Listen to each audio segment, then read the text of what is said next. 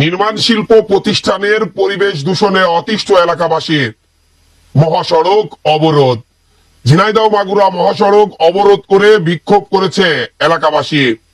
আজ দুপুরে সদর উপজেলার মধুপুর বাজার সংলগ্ন এলাকায় শত শত মানুষ সাবেক উপজেলা চেয়ারম্যান মিজানুর রহমান মাসুমের নির্মাণ শিল্প প্রতিষ্ঠানের পরিবেশ দূষণে অতিষ্ঠ হয়ে এই অবরোধ করে।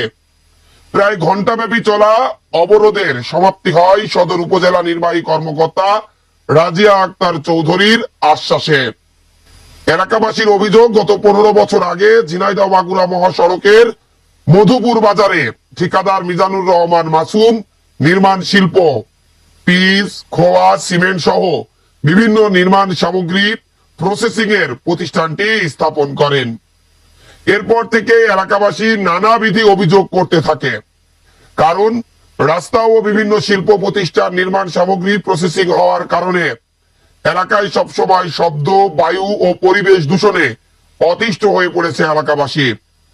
রাত দিন 24 ঘন্টা কালো ধোঁয়া ও উড়ন্ত ছায়ের কারণে তাদের বসত ভিটায় বসবাস ও আশপাশের জমিতে ফসলের চরম ক্ষতি ও এলাকার শিশুরা ও বৃদ্ধরা শ্রাবণ শক্তি কমে যাওয়ায় শ্বাসকষ্ট সহ বিভিন্ন জটিল ও কঠিন রোগে আক্রান্ত হচ্ছে মানুষ। তবে অবরোধ ও বিক্ষোভের এক পর্যায়ে ইউনো সাময়িকভাবে প্রতিষ্ঠানটি বন্ধ ঘোষণা করেন। বিক্ষোভকারীরা শান্ত হয়ে ঘরে ফেরে, কিন্তু এ সময় রাস্তার দুই পাশে কমপক্ষে 2 শতাধিক বিভিন্ন ধরনের যানবাহন আটকা পড়ে চরম ভোগান্তিতে পড়ে সাধারণ যাত্রীরা।